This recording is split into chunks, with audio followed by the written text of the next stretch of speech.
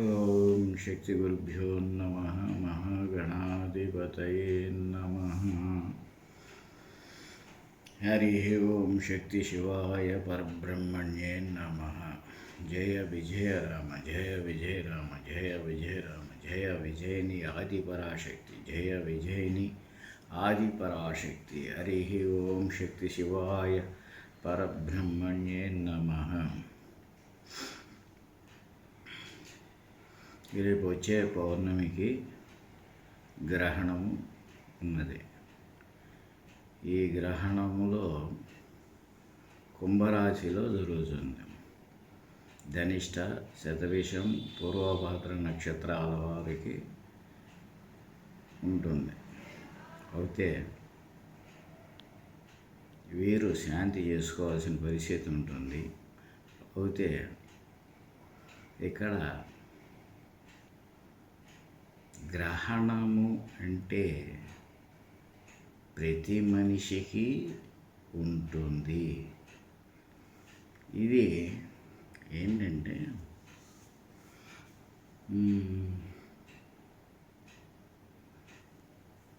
ఈ గ్రహణం వలన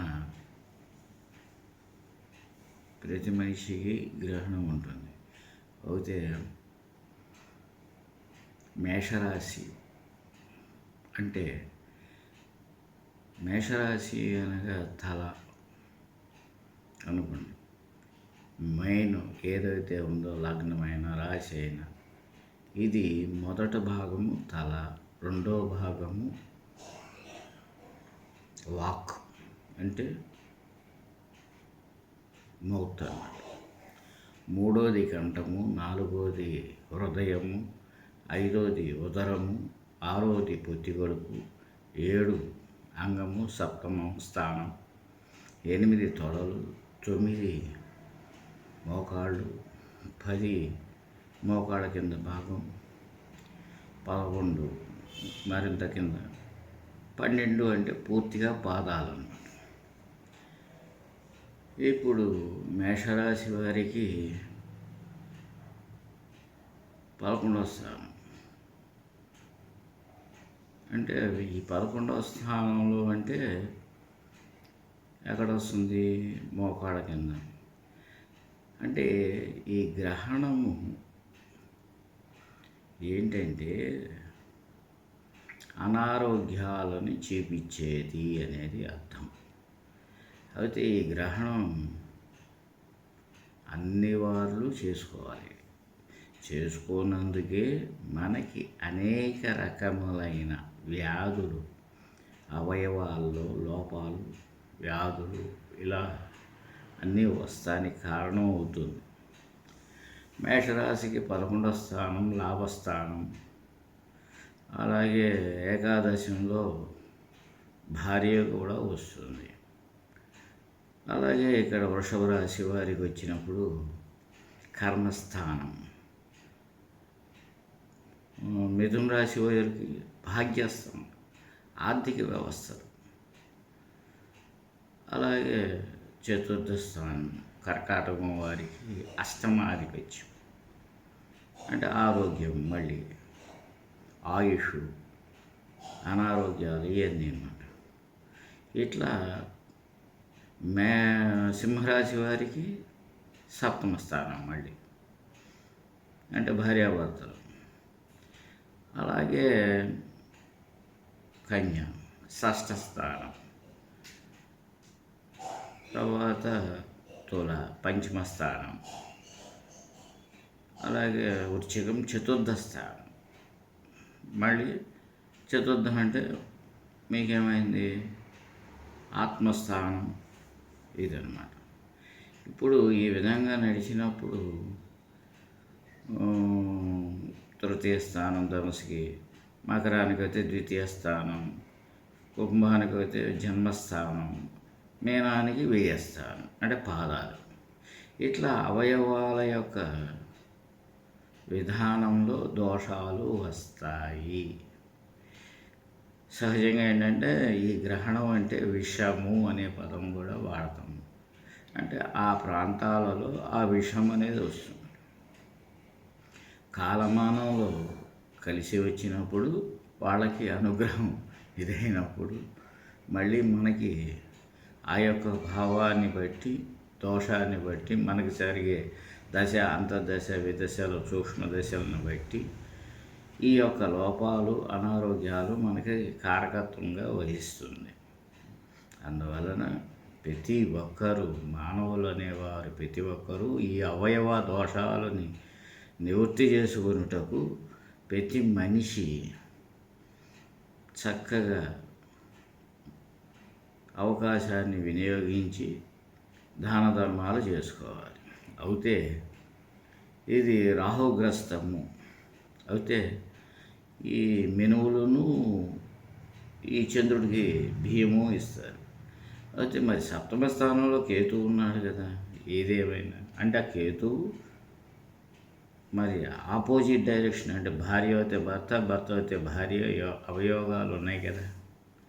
కాబట్టి ఏ లోపాలు ఉన్నాయో అవన్నీ కూడా మనకి ఏ లోపం లేకుండా ఆయువు ఆరోగ్యంగా ఉండుటకు మనం చేయాల్సిన పని ఏంటంటే మినుములు బియ్యము అనేది కాకుండా కేతువుని మరి వదిలేయడం పద్ధతి కాదు కదా. రాహు కేతువు సమతుల్యం, అంటే రాహు ఎక్కడుంటే కేతు అక్కడ ఉంటాడు. అప్పుడు ఈ కేతువు యొక్క ఎఫెక్ట్ కూడా ఉంటుంది. అంటే భర్త అయితే భార్య, భార్య అయితే భర్త, ఇలా విధానం అన్నమాట. మరి దోషాలు అన్ని విధానాలుగా అన్ని కోణాల్లోనూ ఉంటాయి కాబట్టి మినువులు, ఉలవలు, బియ్యం ఇవన్నీ కలిపి మనం దానం చేయాల్సిన పరిస్థితి ఉంటుంది. అందుకని భార్యాభర్తలు ఇద్దరూ కలిసి ఆ భాగ్యాన్ని పంచుకొని శుభ్రంగా దాన ధర్మాలు చేసుకున్నట్లయితే ఈ గ్రహణకాలంలో ఆరోగ్యాన్ని మనకి సమకూరుస్తుంది. కాబట్టి అయ్యా, ఆస్తిక జనులకు మేము తెలియజేయగలిగినది ఈ విధంగా ఉంది. కాబట్టి మీరు అందరూ ప్రతి మనిషి ఈ విధంగా చేసి ఆనందంగా ఆయువు ఆరోగ్యాలతో ఉండాలని మేము ఆశిస్తూ ఈ వీడియోని మీకు అందజేయటం జరుగుతుంది. అందువలన సమయస్ఫూర్తి ఆలోచనతో ప్రతి ఒక్కరూ చక్కగా కార్యక్రమాలు చేయించుకొని శుభ్రంగా దాన ధర్మాలు చేసి ఆయువు ఆరోగ్యాలతో విరాజిల్లేలా మనకి అందరం బాగుండేలా చేయాలని సంకల్పం. సమస్త లోకా సుఖినో భవంతు. ఓం శాంతి శాంతి శాంతి. వేదాద్రి మహర్షి గారి అనుగ్రహం మీ అందరికీ వచ్చి, ఆయన మహాపురుషుడు. వేదాద్రి మహర్షి గారు అంటే ఎస్కేవై ట్రస్ట్ మెడిటేషన్ పవర్, ఆయన మహాపురుషుడు. అలాగే ఆయన అనుగ్రహం, అలాగే ప్రతి ఒక్క గురువు యొక్క అనుగ్రహం మీకుండి విశ్వ